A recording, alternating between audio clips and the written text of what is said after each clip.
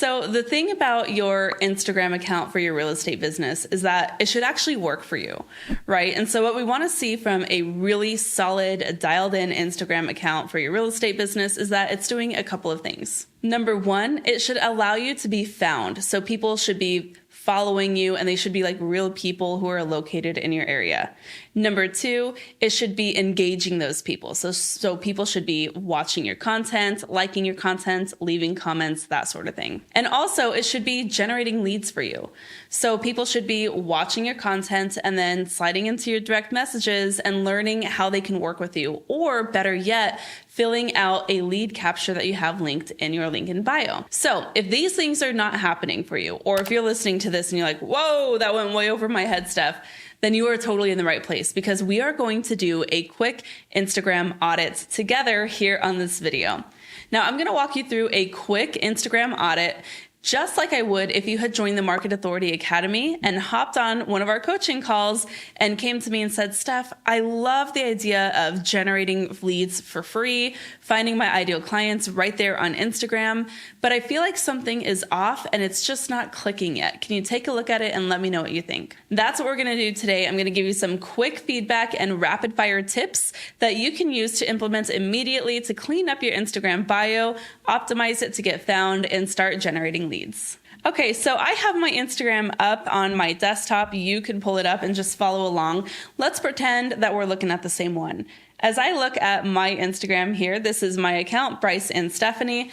There's a couple of things that I do. And just so you know, when I'm looking at these Instagram accounts, I'm just giving my immediate feedback from what I see, from going from the top all the way scrolling to the bottom. Okay. Now, let's start at the beginning. So starting at the very top, I am looking at your username. Now, your username is where, for me, it says Bryce and Stefanie. This is also called your Instagram handle.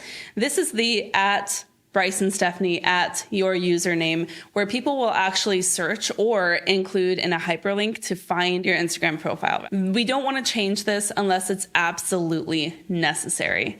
The only instances that I would say you should change this is if it was misspelled, or maybe just not professional, maybe from your past life where you haven't really represented it. A really solid handle or username is your name. You have to own your brand. And my highest recommendation is always something along the lines of first name, last name, or first name, last name, Arizona living, anything that includes references to real estate, don't do realtor, or the area that you are located and selling in is going to be just fine. Now you'll see that mine is Bryce and Stefanie. That is because we are a husband and wife duo. Now, if it was just me, mine would be Stefanie Lugo. That's it. If it was just Bryce, it would be Bryce Lugo. That's it. So you can make your own decision here, but take a look at it. And if you need to make any updates, go ahead and do that. The only reason I will never update this username is because it would be incredibly expensive to rebrand, since that username is on all of my collateral. It's on my listing signs, it's on our open house signs, it's on all of our beautiful prints, everything you can imagine that has our branding on it. The Instagram is there. So that's why I don't change mine. Next, let's look at the photo. So the photo really matters here. At the very bare minimum, it should be a clear, up-to-date photo of you. It needs to look like you. It needs to be high quality, and it needs to be zoomed in on your face as much as possible. If you are with a duo, if you're a husband and wife team like I am, make sure you're both in there, and just make sure you can clearly see who is who. So if you look at mine, for example, Bryce and I are in different tone clothing. We kind of are able to be told apart, and Bryce is sitting on a stool and I'm next to him. So you can see really clearly that we are well centered in the actual photo frame.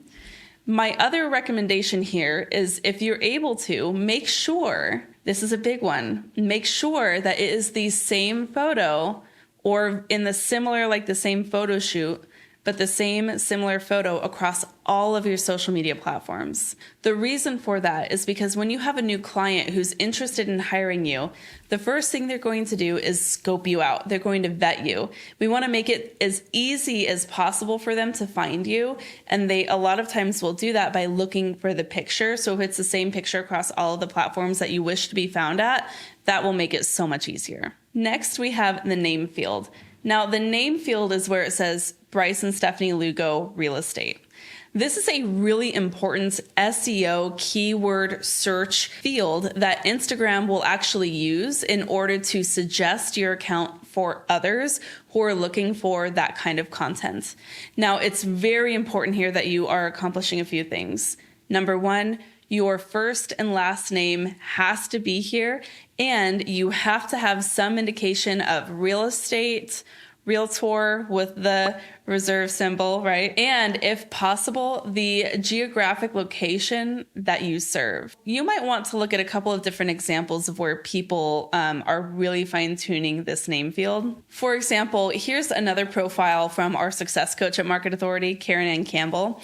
She is a real estate agent out of Georgia, and so you'll see here, hers says Karen Ann Real Estate in Georgia. So you have a couple of different options here, but it's just really important that your name is here and the fact that you sell real estate is here, because that is perfect SEO keyword placement that you want to be included there. Now, if you're watching this and you're like, but Stefanie, where do I update my name field? Well, the quick answer is you go to your bio settings and you make sure you make those updates. But the real answer is, if you're struggling with that, like after you're watching this YouTube video, go back up to the YouTube search bar and say how to find my settings for Instagram. Okay. So now let's look at the next section, which is the bio. This is where you get to do a little bit more of an introduction of who you are, who you serve, and importantly, where you serve. I want you to take a minute. If you do nothing else during this Instagram audit, look at your bio, look at your entire account. Ask yourself this question. Is your location in there clearly in a way that people would understand? Okay. If your location is not included in here, you have no business being on Instagram. Just kidding. But this is one change that is going to massively impact whether or not somebody is willing to reach out to you to inquire about your services. If somebody cannot understand clearly whether or not you help serve in their area where they are looking to be, they are going to pass you over, because it is easier to find somebody else who has taken the time to indicate that in their bio than to do a bunch of sleuthing on your social presence to determine it for themselves. So take a moment. Your very first line here has to indicate what you do and where you do it. For me, mine is pretty broad right now. It says your go-to Metro Phoenix Realtors. So the next thing that you really want to make sure that you are indicating here is who you serve, and also include any compliance information. So you'll see the second line for me says selling homes with heart, because that's kind of what we're all about. And you'll see that we have MHG, which is our brokerage. Not our brokerage. We hang our license with our brokerage, My Home Group. We've been with them for like 10 years, but that is about the extent of their compliance requirements for us. Now, you'll see here, I also am including a little bit of instruction on what I do for real estate agents. Now, that's because I have a very seasoned Instagram account at this point. My clients on there know who I am and what I do, so they're excited to work with me. I still get Instagram leads all the time. I can take a little bit of leeway here, but if you are still establishing your brand, what you really want to do is get super hyper focused on attracting the right people to your business. So again, let's look at Karen Ann Campbell's example. When I'm looking at her bio, hers says your real estate bestie in and around Athens, Georgia. Perfect. So clear. She then goes on to say empowering first-time sellers and buyers. That is absolutely a perfect, concise way to articulate who it is you're working with.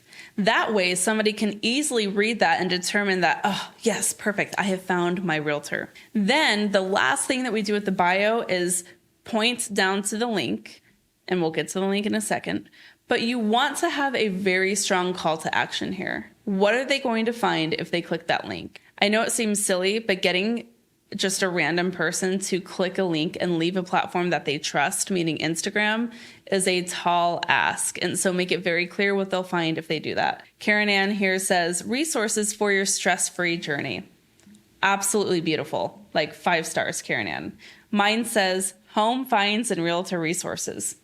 Pretty clear, especially for how few characters we have. So that needs to be the bio. We're going to have where you're located, what you do, who you do it for, and how they can engage with you. Now, there's a lot more that we can do here, so this might become a second installment, right? Like maybe we have to have another video where we talk about the story's highlights, right? At the very least, are they branded? Do they have nice, cohesive, aesthetic colors on them? Are your posts in the beginning of your feed pretty well reflective of the promise that you've made in your bio, right? So for example, if you're saying that you're selling homes with heart in Arizona and helping realtors with systems, your content in your feed should show that, right?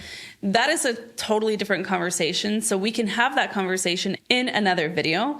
If you want that conversation, hit subscribe to this channel and hit like on this video. That is how I know whether or not this content is resonating with you. But for now, you have some work to do. Go ahead and check out that username, update your bio picture, and go through and format that name field for optimum SEO, keyword, or searchability, whatever term you want to use there. I think in the next video, if we do a next video, we'll talk about the link in your bio as well, because that is a big one, but alas, another conversation. I really hope you found this conversation and this quick audit helpful. And of course, if you want to go deeper on this topic and you want some hand holding specifically in revving up your Instagram to become a super valuable lead generator for your business, I can help. I do that all the time with the agents in the Market Authority Academy. The link to book a call, which takes 60 seconds to fill out and apply to the Market Authority Academy, are in the description below of this video. So check it out.